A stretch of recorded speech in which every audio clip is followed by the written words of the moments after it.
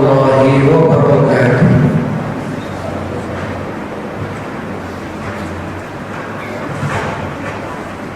Alhamdulillah, wassalatu wassalamu ala Rasulillah Sayyidina Muhammad ibn Abdillah wa ala alihi wa sahbihi wa man wala wa la hawla wa la quwwata illa billah. Amma ba'd. Hadratul karamin, ma'asyiral asatidzah al-ulama, tuan-tuan dan puan-puan yang dirahmati oleh Allah, dan tak lupa para belajar ilmu agama yang senantiasa dicintai oleh baginda Rasulullah Sallallahu Alaihi Wasallam. Alhamdulillah, hari ini saya bisa berjumpa dan berwajah dengan tuan-tuan dan puan-puan di tempat yang sangat mulia ini. Semoga perjumpaan kita dicatat oleh Allah Subhanahu wa taala sebagai amal ibadah yang pahalanya dilipat gandakan. Allahumma amin. Ikhwani rahimakumullah, saya berada di Kedah. Ini termasuk salah satu dari bentuk silaturahim kita sesama warga Melayu. Saya dari Indonesia, tuan-tuan dan puan-puan dari Malaysia.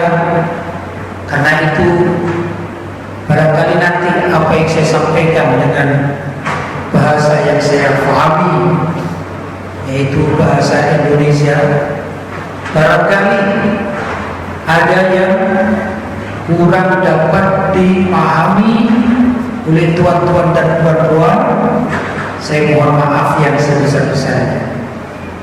Ya, maklumlah karena tempat kita berbeda, tentunya bahasa dan kebiasaan kita juga menjadi berbeda. Tapi insya Allah satu, kita sesama umat Islam yang berakidakan Ahlus Sunnah wal Jamaah. Semoga Allah menyatukan kebersamaan ini hingga kelak tatkala kita dipanggil oleh Allah SWT dan juga berada di padang mahsyar dalam naungan junjungan kita Nabi besar Muhammad Sallallahu Alaihi Wasallam. Bapak-bapak dan ibu-ibu yang dirahmati oleh Allah, tuan-tuan dan puan-puan serta adik-adik semua, para pelajar, saat ini kita berada pada zaman yang dikatakan era globalisasi. Mungkin kalau anak-anak muda, budak-budak yang mempunyai kemampuan untuk bermain internet, itu ada yang mengatakan kita berada pada era digital. Arti era digital yaitu era yang mana setiap orang sudah kenal dengan dunia internet, yang jauh menjadi dekat, yang dekat menjadi jauh. Itu zaman yang kita berada di dalamnya. Tentu di dalam menghadapi zaman yang sedemikian rupa ini, kita perlu untuk senantiasa selalu rajin, giat menghadiri majelis-majelis taklim. Karena majelis-majelis taklim, majelis-majelis ilmu, majelis-majelis zikir, semacam demikian ini tiada lain adalah filter, penyaring dari apa yang ada di dunia luar. Jangan sampai semua dunia luar itu masuk dalam hati kita, kemudian kita terbawa arus ikut ikut era globalisasi, era yang sangat modern, yang sangat luar biasa sebenarnya. Banyak yang mengganggu akidah umat Islam. Saya katakan, zaman sekarang sesuatu yang jauh bisa dekat dan sesuatu yang dekat bisa jauh. Puan-puan barangkali 20 tahun lepas, 20 tahun yang dahulu, yang silam, itu kalau sedang bersama dengan keluarga, ada suami, ada anak, ya, ada cucu barangkali, ada keponakan, itu kalau ada di dalam rumah, kemudian bersama-sama dalam satu ruangan, barangkali di situ ada televisi barangkali, maka saat itu 20 tahun silam semua keluarga ini terfokus pada satu wacana, semacam melihat TV bersama, atau kalau tak ada televisi mungkin bincang-bincang, cakap-cakap antara suami dan istri, dilanjut dengan ayah dan anak, anak dan ibu, sehingga terjadi dalam rumah tangga yang benar-benar menyatu. Bahkan 20 tahun silam, kalau kita sedang berada di meja makan bersama dengan keluarga, maka kita cakap-cakap. Si ibu bertanya kepada anaknya, bagaimana pelajaran yang kau dapatkan dari sekolah? Kemudian suami bertanya kepada istrinya tentang kondisi anak-anaknya, bagaimana macam anak-anak tatkala aku ada di kantor, tatkala aku bekerja. Itu 20 tahun yang silam. Semuanya dekat, orang dekat menjadi dekat. Tapi zaman sekarang jadi beda. Zaman sekarang suami mempunyai handphone, betul? Istri membawa handphone, betul? Anak juga membawa handphone. Anak pertama, anak kedua juga membawa handphone. Keponakan membawa handphone, cucu membawa handphone. Semua berada di meja makan. Di situ ada nasi, ada kuah, ada minuman, tapi semuanya menjadi jauh karena setiap orang di dalam keluarga ini bercakap-cakap dengan kawan yang ada jauh di Johor, di Kuala Lumpur, bahkan di Indonesia. Hati mereka tidak bersama dengan keluarga. Betul ini terjadi? Itulah yang dikatakan era digital, era yang tinggal pencet, ya, tekan sini sana sudah bisa melalang buana pergi ke hampir seluruh wilayah yang ada di dunia. Ini pertanda apa yang konon dikabarkan oleh baginda Nabi Muhammad SAW itu menjadi kenyataan. Kata Nabi SAW, kelak kalau sudah akhir zaman, sudah dekat dengan kiamat, dikatakan watutwa bihil ardh, maka bumi itu akan dilipat. Bumi, tanah akan dilipat. Maksudnya yang jauh bisa menjadi dekat. Sekarang saya ada di Malaysia, istri saya ada di Indonesia. Saya cuma tinggal tekan telepon, gimana kabar kamu di rumah, kita bisa cakap-cakap. Itu ibarat dari watutwa bihil ardh, tanah itu dilipat menjadi sempit.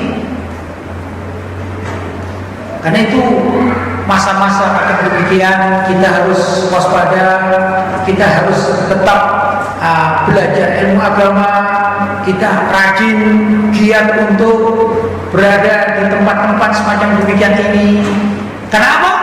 karena insya Allah tatkala kita berada di tempat-tempat zikir, tempat majelis taklim, paling tidak hidup dengan handphone ini sudah agak terkurangi sedikit. Betul? Itu pun kadang-kadang di antara kita yang hadir, tatkala ustaz ya menerangkan, kita suka masih curi-curi waktu, masih main dengan kawannya. Betul? Ini musibah. Ini adalah musibah akhir zaman, fitnah akhir zaman, fitnah yang sudah menyebabkan orang ini terkena pemikiran-pemikiran global yang hakikatnya pemikiran-pemikiran global itu sangat merusak pada secara umumnya, mayoritinya itu merusak. Maka hanya orang-orang yang pandai, orang-orang yang minat akias, orang-orang yang bisa berpikir saja akan memanfaatkan apa yang berkembang saat ini dari dunia-dunia alat-alat modern untuk kepentingan agama. Tuan-tuan dan puan-puan, kalau 10 tahun yang silam anak-anak kita berada di kamar, berada di kamar sendirian. Macam misalnya ada seorang ibu mempunyai 4 anak, sebut semua budak semua laki. 3 orang suka pergi, 3 orang suka keluar dari rumah, main dengan kawan-kawannya. Cuman 1 orang ada yang masya Allah, dia suka pakai baju Islam, pakai songkok, pakai songkok, kemudian berada di kamar dan yang dipegang adalah kitab-kitab agama, bukan? Maka sebagai orang tua seringkali berbangga diri. Kalaupun boleh cerita kepada tetangga, kepada jiran, maka akan mengatakan alhamdulillah, anakku yang satu ini adalah anak yang sangat alim, anak yang sangat khusyuk, karena dia tak suka main-main, tak suka main bola, tak suka ini dan itu, ya, urusan dunia, tapi dia sukanya adalah belajar agama. Kita menjadi bangga, betul? Ini yang terjadi.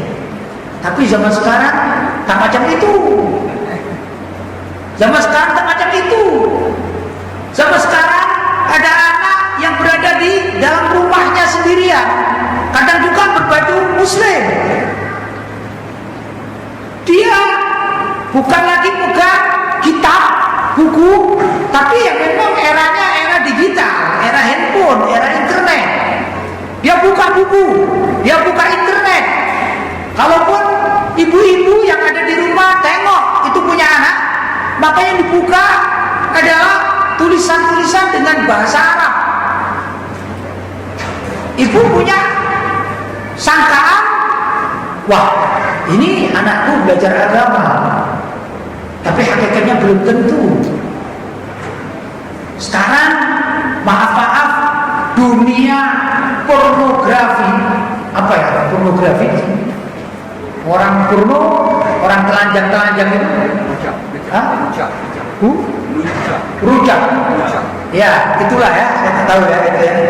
Itu berbahasa Arab juga banyak. Macam orang maaf bintang film ya, yang telanjang misalnya, itu di dunia Arab juga ada, yang kontennya pakai bahasa Arab. Maka tatkala ibu menyangka, oh anakku ini sedang belajar agama, belum tentu. Itu aja pakai bahasa Arab.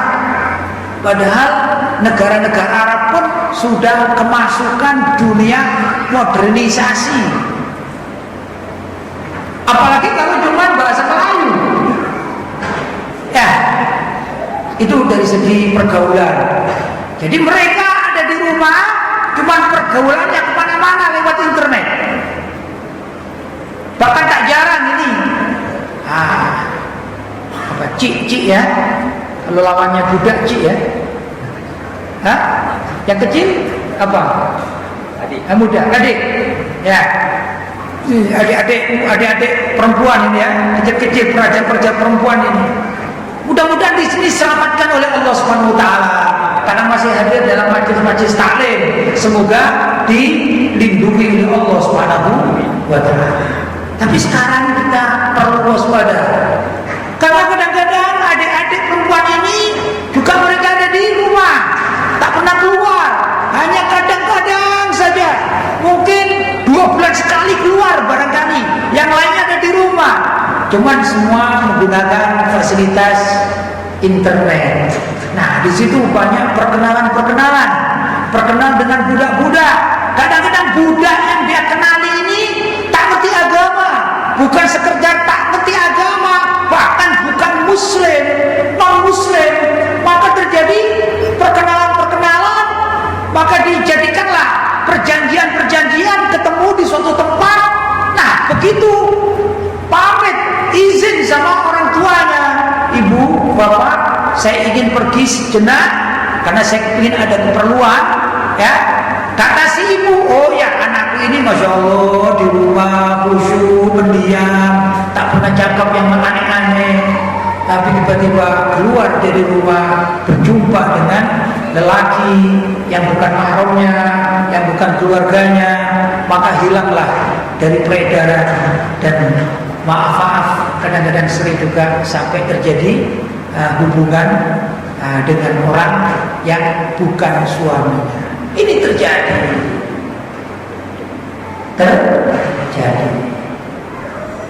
Zaman sudah semakin luar biasa.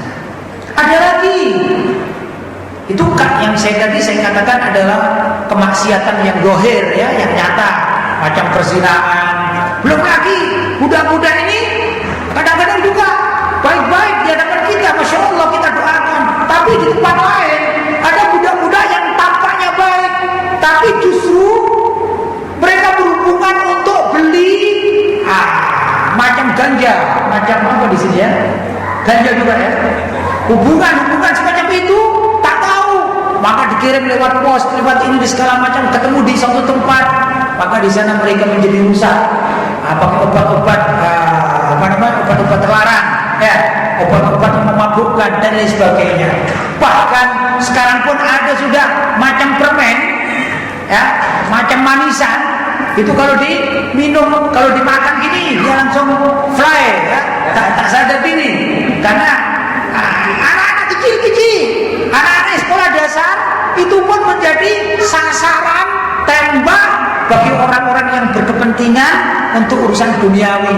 Ini juga marak terjadi. Karena itu kita bersyukur kalau masih berada di wilayah-wilayah aman semacam demikian. Kita berdoa semoga adik-adik kita, budak-budak, ya, dan adik-adik wanita ini masih terlindungi oleh Allah Subhanahu wa taala, ya.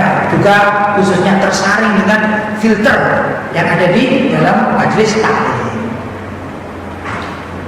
Tuan-tuan dan puan-puan, itu masih belum seberapa. Bahayanya belum seberapa.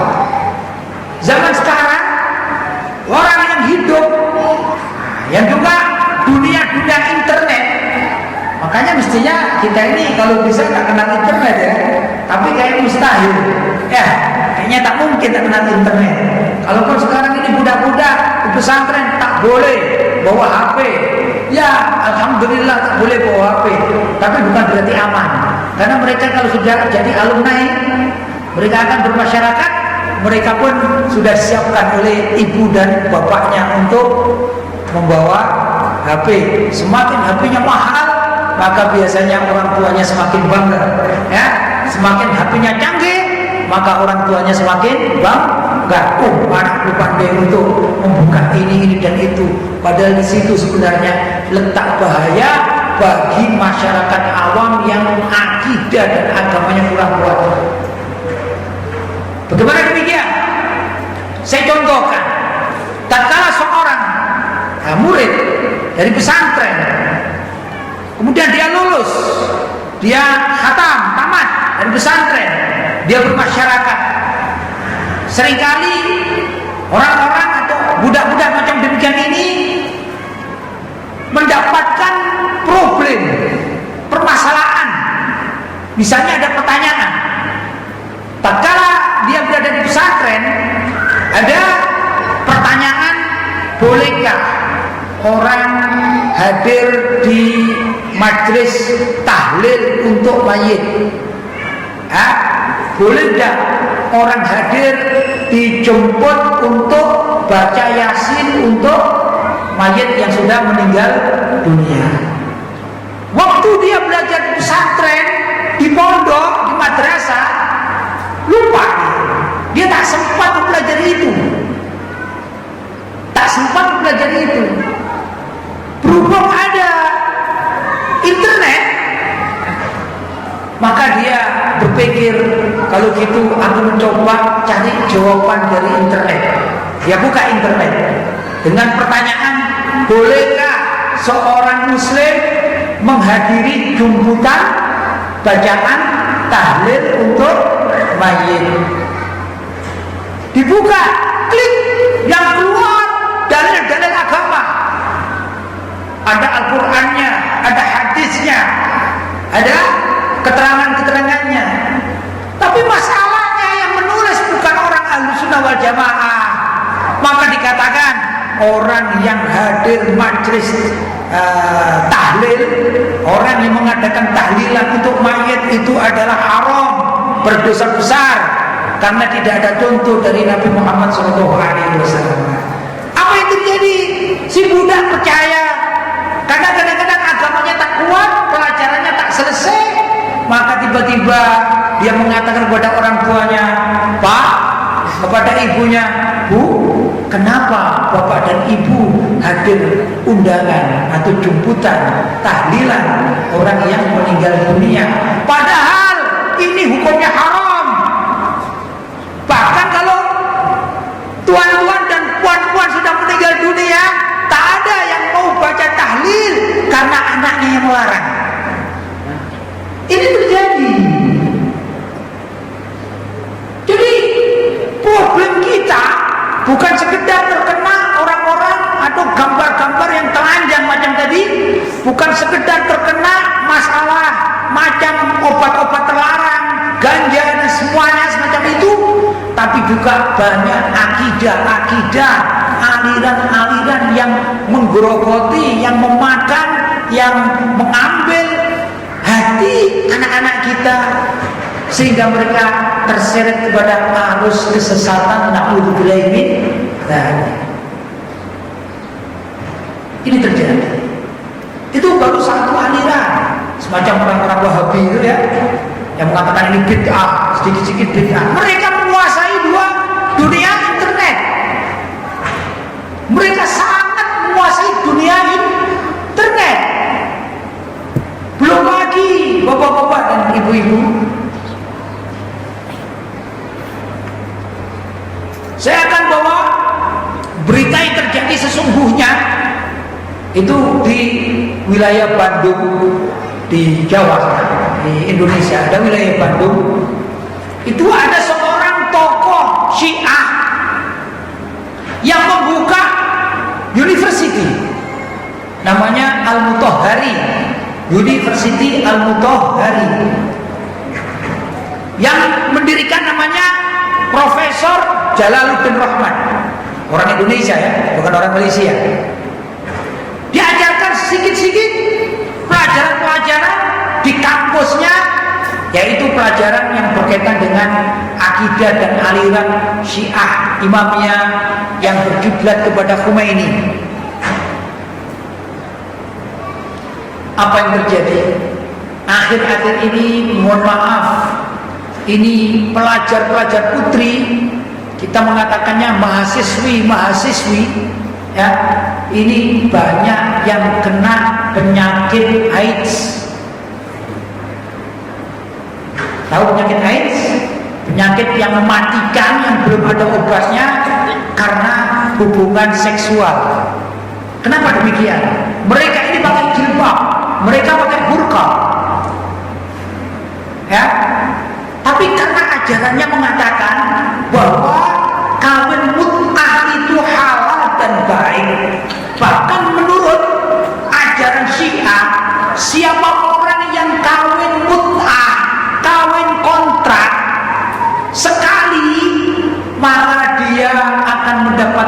derajat yang sangat tinggi, bahkan derajatnya seperti Sayyidina Husain bin Ali bin Abi Thalib, cucunda Nabi.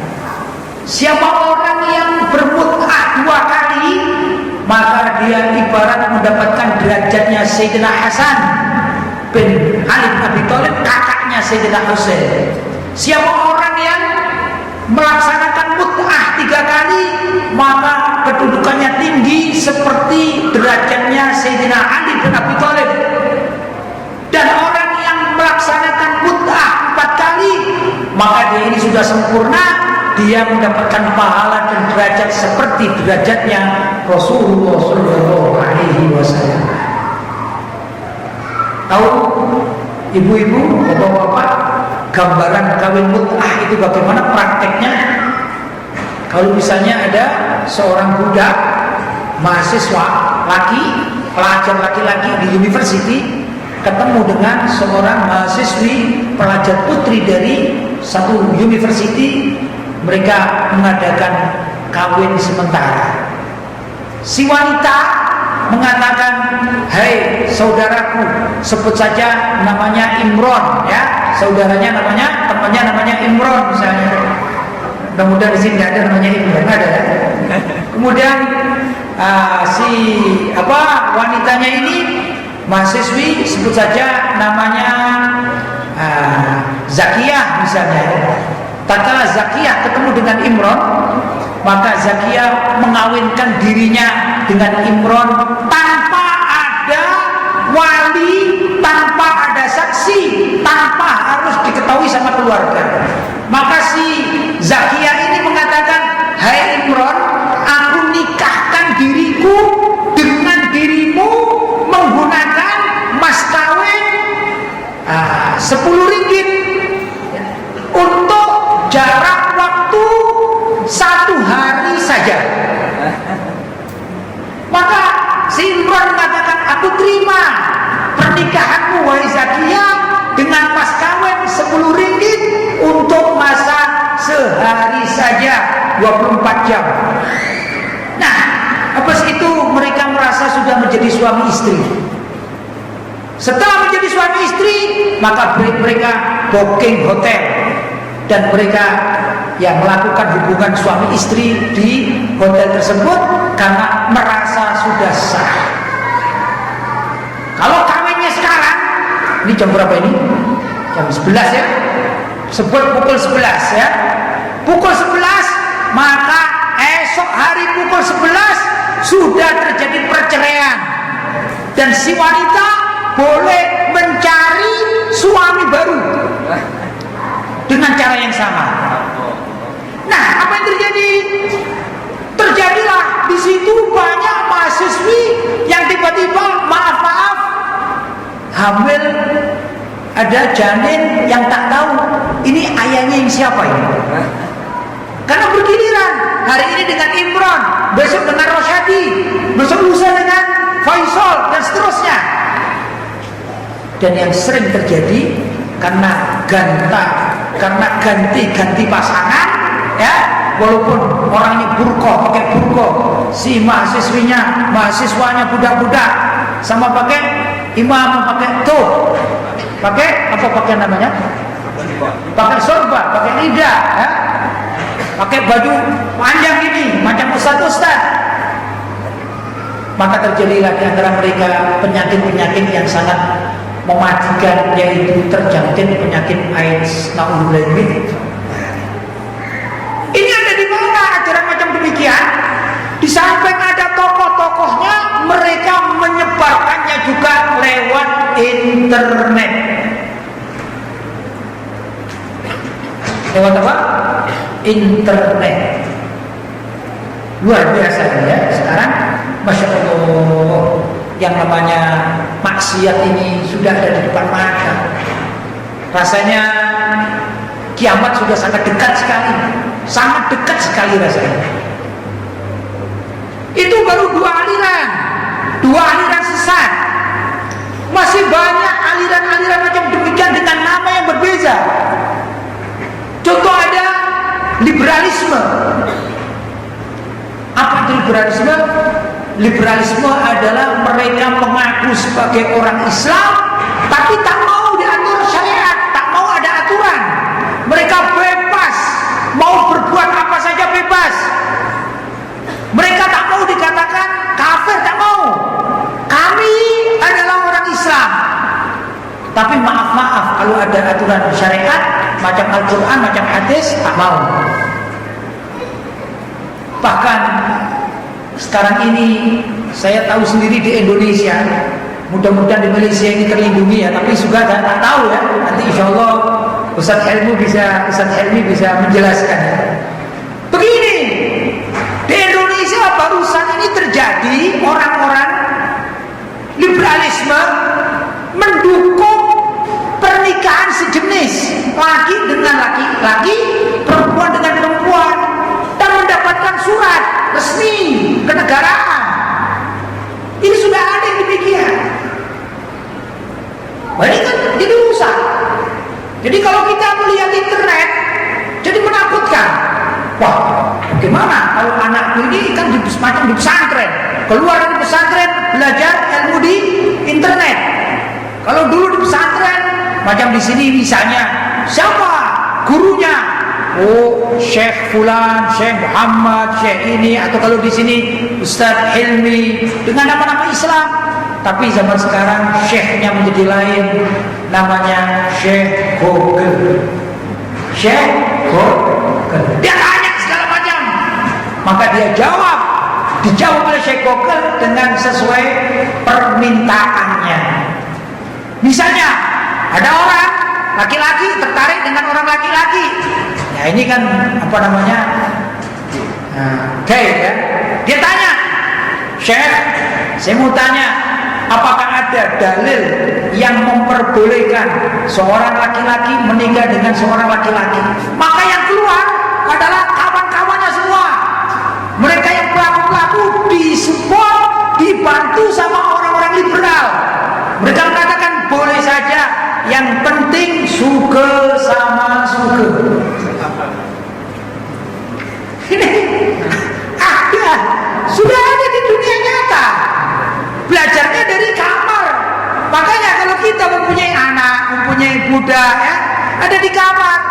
Wah, asyik. Ini belum tentu aman. Belum tentu aman. Kalau tidak didasari agama yang kuat, la haula wala quwata illa billah. Gimana kalau misalnya ibu-ibu ya, tatkala di rumah begitu punya budak ini lagi jalan-jalan pusing-pusing ke kota, kemudian pulang dia bawa kawan laki-laki ya sama, kemudian dia bilang sama ibu-ibu, ini pacar saya ini bu. Apa yang terjadi? Ngeri kita ya, pacar ya. Apa? Pacar ini kekasih saya. Ini kekasih saya. Ini kan laki-laki. Iya, sekarang sudah musim. Sudah waktunya macam demikian banyak. Ibu-ibu punya anak-anak perempuan juga begitu. Bu, ini kekasih saya. Jangan heran, sudah ada ajarannya di internet, sudah ada. Dalilnya juga menurut mereka sudah ada. Dalilnya adalah suge sama suge. La haula wala quwwata illa billahil aliyyil azim. Ini yang terjadi. Ini yang terjadi. Karena itu kita sebagai orang tua dan kita sebagai keluarga bolehlah ya, kita mempunyai handphone, mempunyai tab, mempunyai apa saja ya. Tapi gimana caranya kita isi dengan keagamaan? Maaf, saya tak tahu bahasa sini ya. Kalau di sana ada namanya bahasa ngerumpi. Bahasa Indonesia ada namanya ngerumpi. Ngerumpi itu begini ibu-ibu. Biasanya terjadi sama ibu-ibu ya. Ngerumpi itu ibu-ibu mempunyai grup WhatsApp ya. Kemudian ibu-ibu bercerita tentang seorang kawan. Oh, kawanku ini kemarin baru beli mobil misalnya. Kata kawannya, oh iya, itu mobilnya saja bagus, tapi perlu diingat itu karena suaminya korupsi misalnya. Ya, kemudian ada lain temannya yang berbicara, oh iya, itu juga orang yang punya hutang tak bayar-bayar dan seterusnya. Namanya ngerumpi. Kalau di sini apa? Gosip. Grup gosip. Ini grup gosip luar biasa. Betul Ibu? Di mana ada? Apa ada di kitab? Tak ada grupnya di kitab. Yang ada justru di handphone. Apa bahayanya orang gosip? Suatu saat di zaman Nabi SAW masih hidup, suatu saat beliau ini pergi untuk buang hajat. Maaf, buang hajat macam ketandas, ya. Tapi di zaman Nabi itu jarang sekali ada tandas di rumah-rumah penduduk. Nah begitu. Seringnya orang Madinah yang ingin buang hajat, orang ngerti buang hajat ini ya, apa berak, kencing, ya, macam berak, kencing itu biasanya mereka menghormati kota Madinah. Yang kota Madinah itu sempit, kecil. Waktu itu maka mereka pergi ke suatu tempat yang agak jauh, di sanalah mereka buang hajat. Nabi pun sering melakukan yang sama.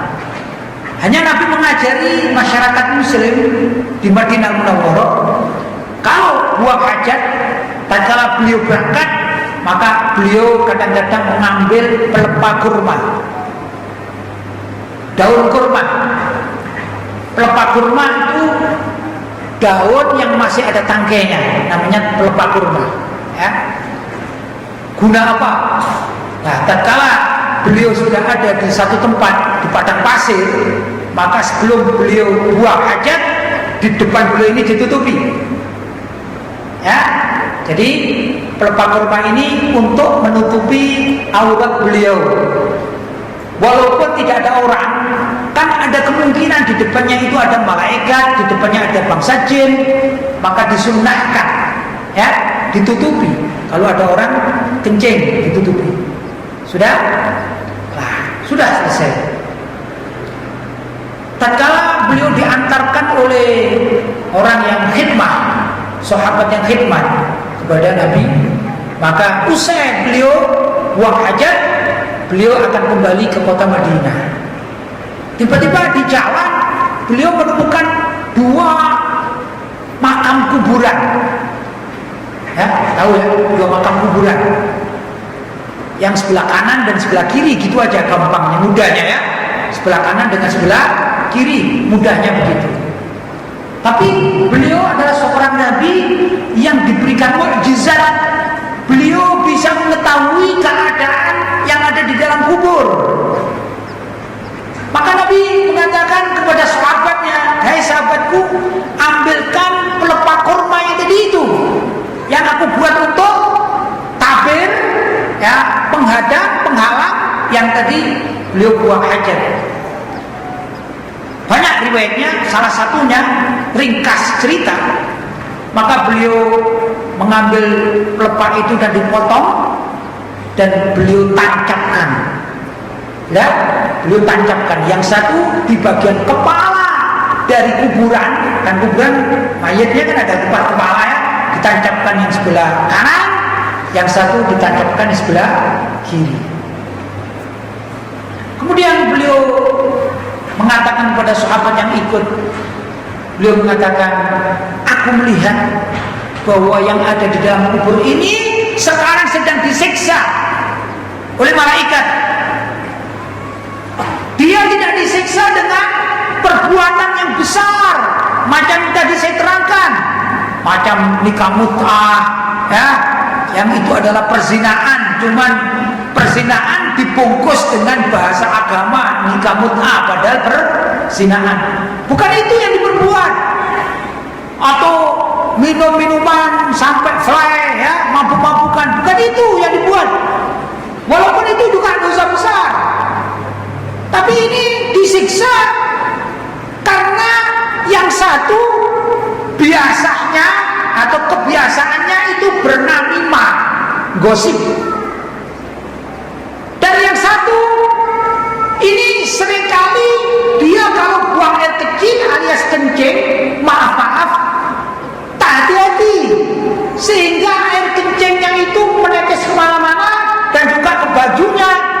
maka dia tak tahu kalau itu adalah najis. Nah, perbuatan yang satu namimah, gosip, yang satu kalau buang air kecil atau kencing sembarangan, tak hati-hati, ya, tidak hati-hati. Ini ternyata menurut Nabi pelakunya disiksa dalam kuburan. Na'udzubillah min dzalik. Saya tanya sekarang, kebanyakan yang gosip bapak-bapak atau ibu-ibu? Ibu-ibu lebih banyak gosip, ya, betul? Ibu-ibu ini, ya itulah kebiasaan. Kalau ketemu sama kawan, subhanallah, niat pamit sama suaminya, wahai suamiku, aku mau belanja, aku mau shopping, ya, oke. Berapa? Perlu duit? Oh, cuma 100 ringgit, oke. Beli apa? Oh, beli tas, oke. Sudah selesai. Berangkat ke tempat jualan tas. Di sana ketemu kawan. Kau mau apa? Saya juga mau beli tas. Oke. Apa warnanya? Hitam. Apa satu putih? Ah iya. Terus gimana? Oh, aku punya kawan di rumah itu ada tas yang warnanya putih. Kayaknya dia beli sini. Akhirnya 2 jam dia ngobrol di situ. Padahal beli tasnya cuma 10 menit cukup. Cuma tak cukup waktunya 2 jam karena mimpi. Gosip. Karena gosip. Betul Bu? Sering terjadi. Adik-adik, ya, adik-adik belajar, Masya Allah, belajar nahwu. Ayo musyawarah nahwu, Masya Allah. Tapi musyawarah nahwunya setengah jam. Nah, lepas dari musyawarah nahwu, bincang-bincang, cakap-cakap sampai 3 jam. Ini terjadi biasanya. Rupanya kuburan yang satu ini, yaitu yang gosip ini, ya tadi ini adalah kuburan seorang wanita. Gimana dengan yang satunya? Maaf, secara zahir ini yang biasa kencing dengan berdiri pasti bapak-bapak ini. Ya, kadang di tempat sembarang, di dekat di bangunan, ya, atau di lapangan, atau di mana saja. Pokoknya kencing, ya sudah kencing aja. Tak pikir-pikir. Betul? Ini kerjaan orang laki-laki ini. Ternyata itu menjadikan disiksa dalam kuburan. Disiksa. Ini menurut hadis Nabi Muhammad SAW. Maka Nabi Rahman, Nabi yang punya jiwa rahmat itu ingin meringankan 2 orang lelaki dan perempuan tadi itu dengan cara menancapkan daun korma atau pelepah korma, dan beliau berdoa semoga selagi pelepah atau daun kurma ini masih segar, masih hijau, semoga kedua mayat itu diampuni oleh Allah SWT dan diringankan siksanya. Alhamdulillah, Nabi kita adalah Nabi yang rahman. Jelas Ibu, ini bahaya zaman sekarang. Walaupun merumpi, ya, apa tadi merumpi ya? Apa? Gosipnya itu lewat WhatsApp. Ini juga bahaya ternyata, ya, bahaya. Alhamdulillah tadi hadis saya terangkan, ini sebenarnya hadis ini juga diambil manfaat oleh para ulama Ahlussunnah wal Jamaah, khususnya kita orang-orang Melayu. Itu biasanya kita kalau ziarah kubur, kita kan sering bawa bunga, ya, betul? Apa orang ziarah kubur bawa bunga ini bid'ah, sesat, syirik, sebagaimana tuduhan orang-orang Wahabi? Oh, tak demikian. Yang nuduh-nuduh itu belum selesai, belum tamat ngajinya, belajarnya belum tamat, karena tak tahu hadis ini. Kenapa demikian? Para ulama dulu, ulama Ahlussunnah wal Jamaah yang mengajarkan Islam di wilayah Nusantara, mereka mengajarkan demikian. Kau pergi mereka mengambil bunga dengan harapan apa? Tatkala mereka tabur bunga, meletakkan bunga di atas kuburan, mereka berdoa, mudah-mudahan selagi bunga ini segar, maka Allah berkenan untuk mengampuni keluarganya yang sudah meninggal dunia. Nabi melakukan itu dengan pelepah kurma karena memang di Saudi sana jarang bunga, tak dapat bunga itu, adanya pelepah kurma. Sedangkan kita masyarakat Nusantara cari pelepah kurma, masa mau ziarah kubur pergi haji dulu. Habis itu nanti di pesawat bapak pelepah kurma juga nggak dibagi. Betul? Berhubung di sana daun kurma, di sini juga daun dan bunga, apalagi wilayah Nusantara yang kaya dengan bunga, maka ulama-ulama beristihad, berkias, menyerupakan, berkias. Mereka tidak menaburkan pelepah kurma, tapi menaburkan bunga. Itu dalilnya. Karena itu mazhab Ahlussunnah wal Jamaah di samping mengenal Al-Quran sebagai sumber dari hukum, mengenal hadis Nabi sebagai sumber dari hukum, juga mengenal ijma para ulama, ijtihad para ulama sebagai sumber hukum, dan juga mengenal kias sebagai sumber hukum macam tadi itu, ya. Nah, orang ziarah kuburan tak perlu membawa pelepah kurma karena sulit nyarinya di mana, di Saudi harus pakai pesawat yang repot, yang susah. Maka cukuplah dengan tabur bunga mengikuti apa yang diajarkan oleh baginda Nabi Muhammad SAW.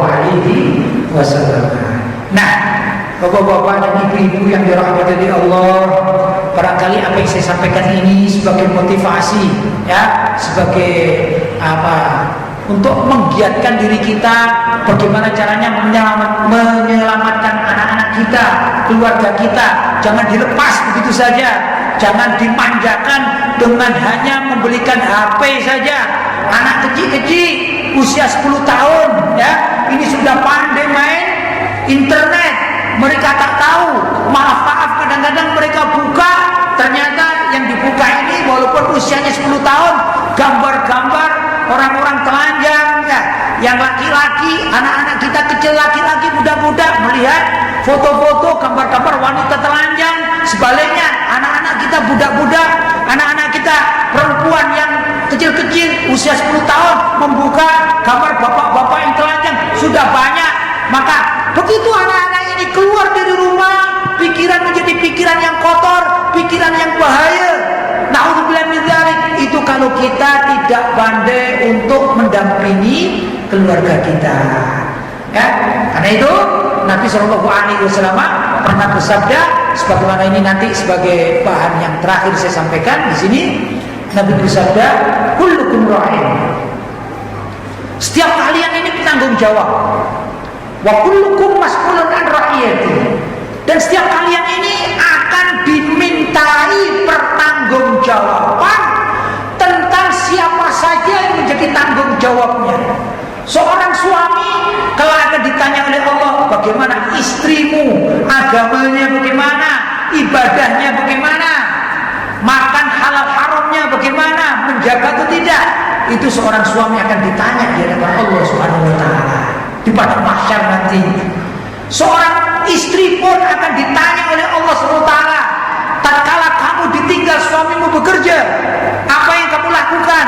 Apakah kamu menjaga kehormatanmu, atau kamu justru ikut dengan ibu-ibu lain yang suka apa tadi, ngerumpi, gosip, atau mungkin pergi kemana-mana membukakan diri kepada lelaki lain, misalnya mengadakan hubungan-hubungan tatkala suaminya pergi cari kerja, apa begitu?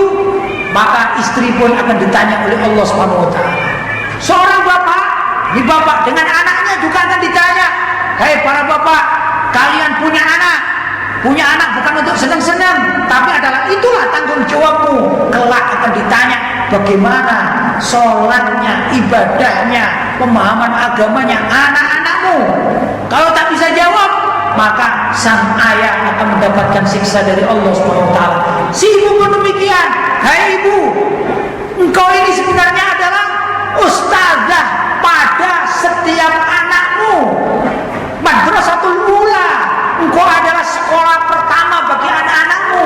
Kalau engkau ajari anak-anakmu suka rumpi, maka mulai kecil anakmu jadi tukang rumpi, ahli rumpi.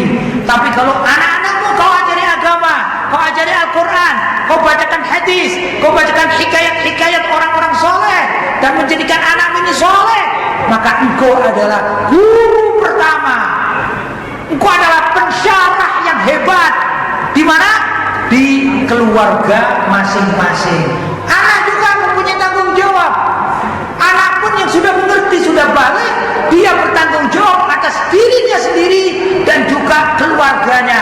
Apakah si anak yang balik itu berbuat onar sehingga membuat keluarganya tercapek-capek, kacau balau, atau si anak itu benar-benar menjadi anak yang baik, anak yang soleh dan solehah? Semua akan ditanya oleh Allah SWT kelak tatkala menghadap Allah di padang mahsyar. Karena itu hadis ini kita jadikan pegangan. Mari kita jaga keluarga kita, kita ajari keluarga kita semampu kita berbuat agar anak-anak kita ini lurus ala siratil mustaqim, menuju jalan yang sangat lurus, yaitu kepada agama Islam, agama yang dibawa oleh baginda Nabi Muhammad SAW, dilanjutkan oleh para sahabat radhiyallahu taala anhum, dilanjutkan oleh para ulama salaf ahlussunnah wal jamaah. Dengan demikian semoga kita selamat fid dini wad dunya wal akhirah. Barangkali itu